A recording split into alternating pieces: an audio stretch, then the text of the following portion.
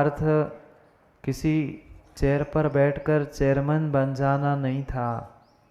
अधि धन अक्ष, अक्ष यानी आत्मा, अधि यानी समीप, अधि यानी समीप, आत्मा के समीप पहुंचने वाला जो निर्ग्रंथ है वही वास्तव में अध्यक्ष है। पर आज तो बहुत सारे अध्यक्ष हैं, क्यों संतु दादा? बहुत सारे अध्यक्ष हैं। अधि धन अक्ष, ये लौकिक पद ठीक है, व्यवस्थाओं के लिए बनाए हैं, पर इनको मात्र व्यवस्था के रूप में ही स्वीकार करो। इनसे भी जब गणधर पद में अटके अटके प्रभु के राग के निमित्त से भी कल्याण नहीं हो पाया था, आपका हो जाएगा? नहीं नहीं। कितनी कितनी कितनी गजब की व्यवस्था हमारे आगम की है, हमारे जैन दर्शन की है। कल्याण साधु साधु बनकर ही कर पाता है, आचार उपाध्याय पद नहीं। जब भी जिन्हें जी संलेखना होती है वह अपने आचार उपाध्याय आदि आदि सभी पदों का विसर्जन कर कर ही वह साधु निर्मल समाधि को प्राप्त कर पाता है।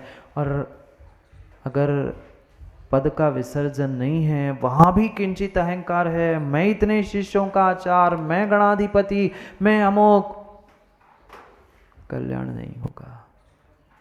श्रावको, चाहे श्रावक अवस्था हो चाहे साधु अवस्था हो, जैसे श्रावकों के लिए परिग्रह जोड़ने का निषेध आगम में किया है, ऐसे साधुओं को लिए भी समझाया है कि साधु ये संग, ये परिग्रह तेरा संघ नहीं है।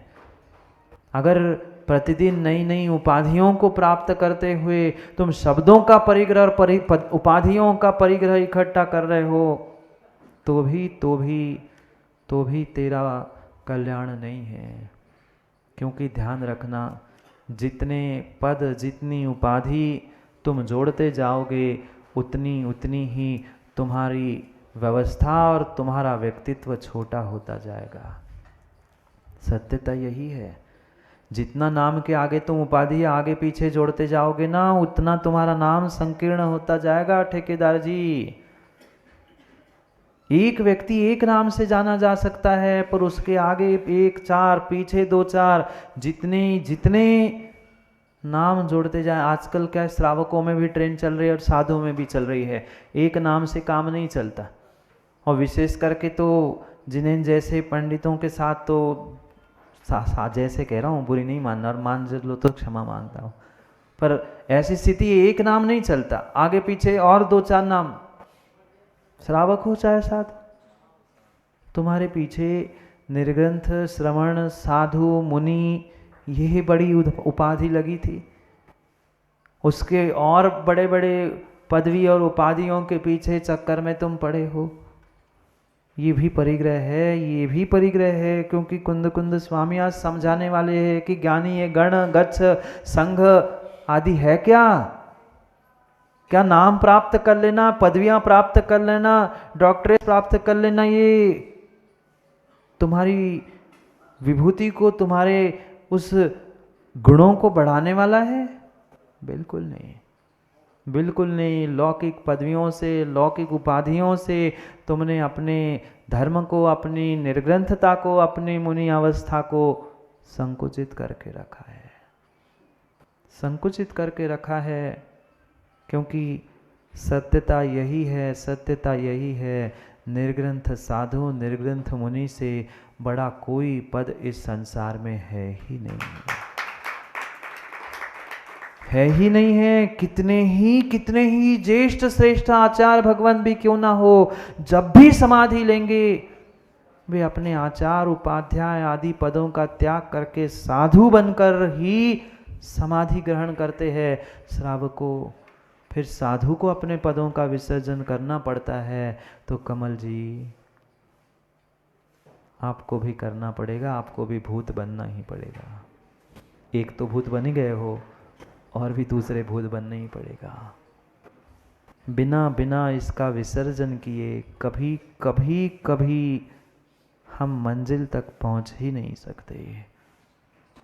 ये लौकिक व्यवस्था भी और अंतरंग व्यवस्था भी हमें समझनी होगी, तभी तभी कुछ समझने का, सुनने का, इतने 5 महीने के से सुनने का माँ कुछ सार्थक हो सकता है, अन्यथा नहीं। मैं कौन हूँ, मैं ये आत्मा हूँ, इसका निर्णय करने का समय आ चुका है।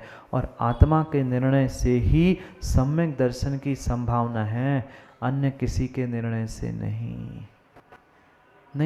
है। ये पद, ये पदवी, ये व्यवस्था, ये सब बाहर की क्रियाएं हैं, परिग्रह है। इसलिए गाथा नंबर 158 में कुंद कुंद भगवान उस गण गच्छ संघ आदि की व्यवस्था समझाते हुए समझा रहे हैं कि निश्चय से पहले अपने समय को, अपने आत्मा को पहचानो, जिससे तुम सम्यक दृष्टि बनते हुए कर्मों का नाश करते हुए संसार से मुक्त हो सकते हो। 3 गाथाओं को आज एक साथ समझना है।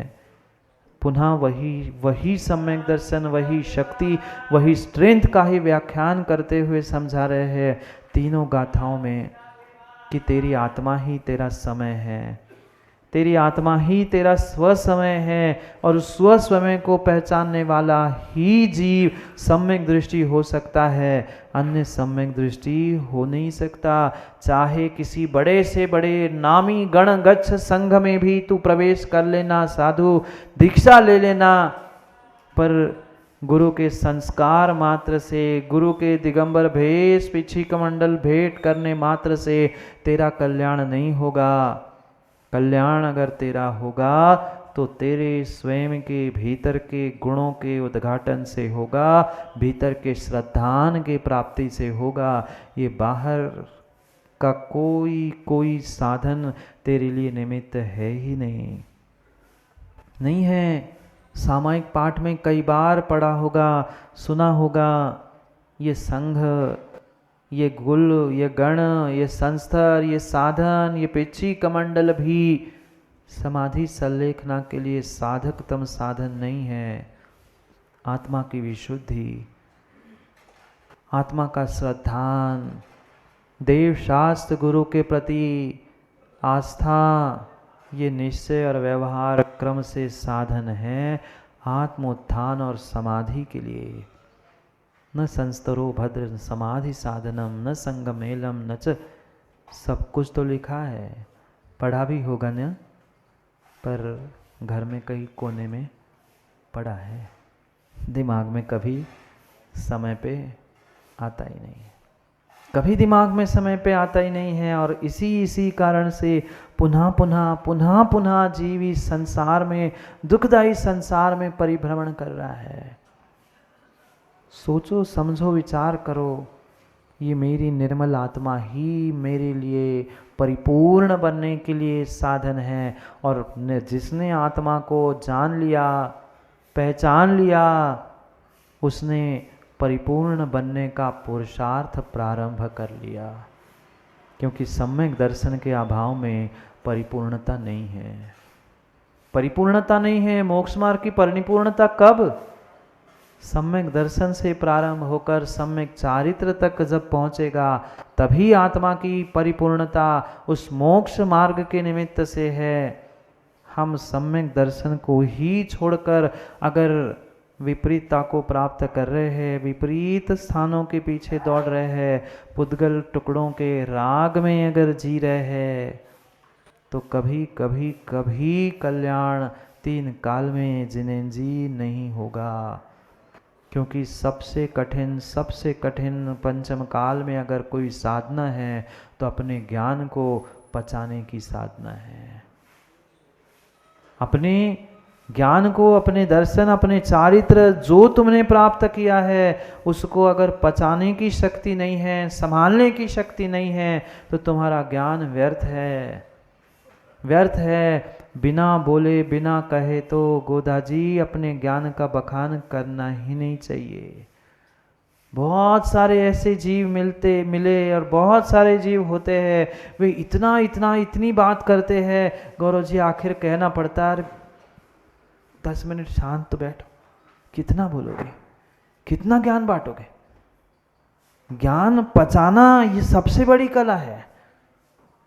ये ज्ञान का भी राग, ज्ञान बांटने का भी राग अगर है ना, तो वो भी नियम से नीचे ही ले जाने वाला है।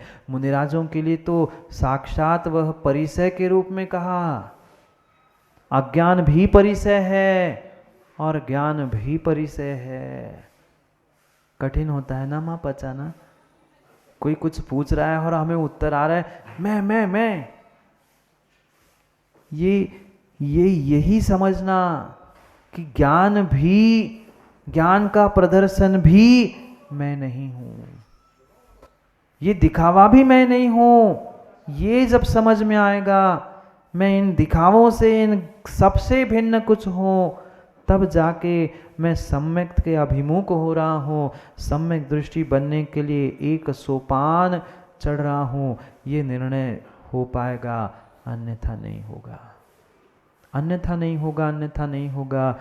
किसी भी वस्तु का राग, मैं पुनः कह दूं माँ, पुनः कह दूं, प्रभु वर्धमान स्वामी के प्रति का राग गौतम गणधर को वह केवली भगवान बनने नहीं दे रहा था। फिर जिन्हें जी आपका मंच माला माइक का राग भगवान बना देगा? नहीं। हे साधु, श्रावक आए निवेदन करने तो तुम सीधे सीधे जाकर उपदेश दे के आ जाना, पर कोई बुलाने नहीं आया, कोई कहने नहीं आया तो ये भी उनसे द्वेष मत करना। कोई सुनने ही नहीं आता, कोई मुझसे कहता ही नहीं है मैं कितना ज्ञानी, इतने वर्षों से ऐसी भी स्थितियां हैं गोदा जी, मुझसे तो कोई पूछता ही नहीं है, हमसे तो कहते ही नहीं प्रवचन करने के लिए। नहीं, तेरा ज्ञान तू अपने लिए प्रयोग कर। कोई कहे तब बोलो, क्योंकि उन्हीं की कीमत होती है नीरज भाई, जो कहने पर समय पर बोलता है।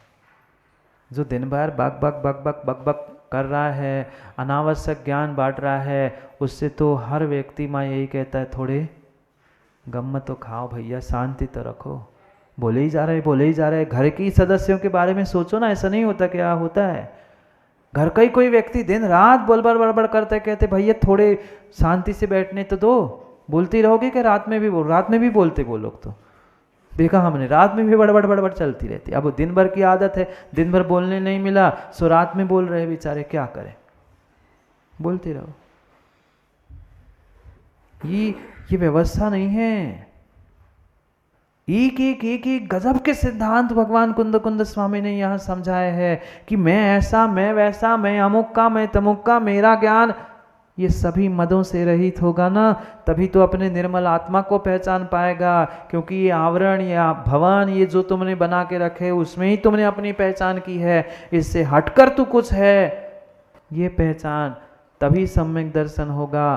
तभी सत्य को तू प्राप्त करके इस मिथ्यात रूपी अंधकार से तू बच सकता है, अन्यथा नहीं। कुछ नहीं सही, एक छोटी मोमबत्ती ही हाथ में पकड़ लो। नहीं है किसान टार्च जानते ना, बड़ी वाली, नहीं है इन्वर्टर, नहीं है किसान टार्च, नहीं है मोबाइल की टार्च भी, एक छोटी सी वह कैंडल भी तुम्हारे लिए इस पंचम काल के अंधकार से निकालने के लिए निमित्त है। कल कैंडल लेके मत आ जाना, हाँ, नहीं तो भरोसा नहीं, कल ले आए कैंडल, महाराज ले आया कैंडल, जला दो। हम जलाने का काम नहीं करते, हम तो प्रज्वलित करना चाहते हैं श्रद्धा की कैंडल को, श्रद्धा की ज्योति को। इतनी सी दिमदिमाती हुई, वो तिमतिमाती हुई भी कब बुझ जाए भरोसा नहीं, पर वह भी अगर श्रद्धा की लौ भीतर जगी है तो माता विश्वास करो उतनी लौ से भी पंचम काल छठा काल निकल जाएगा। पर उतनी श्रद्धा, उतनी लौ तो हो, उतने से ही काम बन जाएगा। एक कदम करते करते मैं मंजिल तक पहुंच जाऊंगा, पर एक कदम रखने का सम्यक पुरुषार्थ भी तो करो। डरता है व्यक्ति, इतना लंबा जाना है, इतना करना है, ये करना है, वो करना है, कैसे होगा? एक कदम प्रतिदिन आगे बढ़ाते जाओ, पक्का है तुम मंजिल तक पहुंच जाओगे, इसलिए सोचना और समझना है कि मैं कैसे कैसे अपनी उस श्रद्धा की ज्योत को प्रज्वलित कर पाऊँ, क्योंकि ज्योत को ही प्रज्वलित करने का उपदेश हमें दे रहे हैं। तभी तभी तुम्हारा मिथ्यात मोह अंधकार नष्ट हो सकता है, तभी तुम्हारे कर्म शत्रु हार सकते हैं जब तुम्हारे भीतर ये श्रद्धा की लौ जग जाए। पर श्रद्धा की लौ तभी जगेगी, सम्यक दृष्टि तुम तभी बन पाओगे, सम्यक तभी प्राप्त कर पाओगे ज्ञानी, जब भीतर का अहंकार तुम्हारा चूर चूर हो जाएगा। किसी भी प्रकार से, चाहे कुल जाति के निमित्त से हो, गण गच्छ संघ आदि के निमित्त से हो, ज्ञान आदि आदि के निमित्त से हो, ये जब तुम्हारा राग, ये तुम्हारा अहंकार जब छूटेगा, तभी निर्मल आत्मा का पहचान, निर्मल आत्मा की पहचान करते हुए तुम निर्मल जी निर्मल काम कर पाओगे।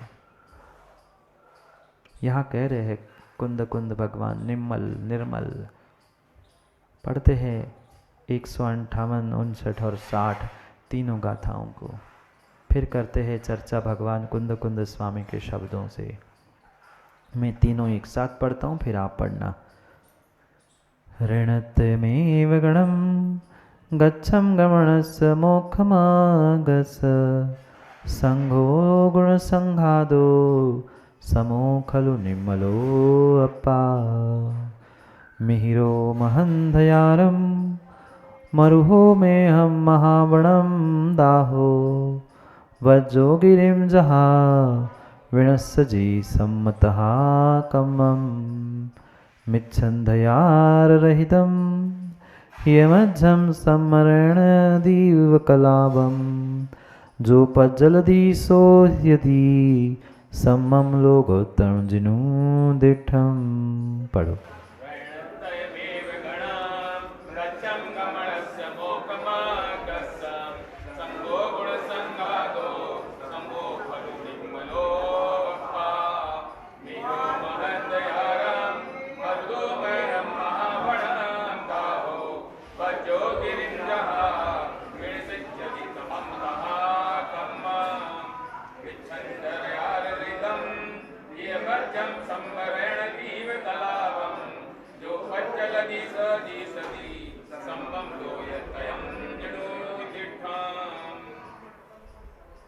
क्या है गण, क्या है गच्छ और क्या है संघ?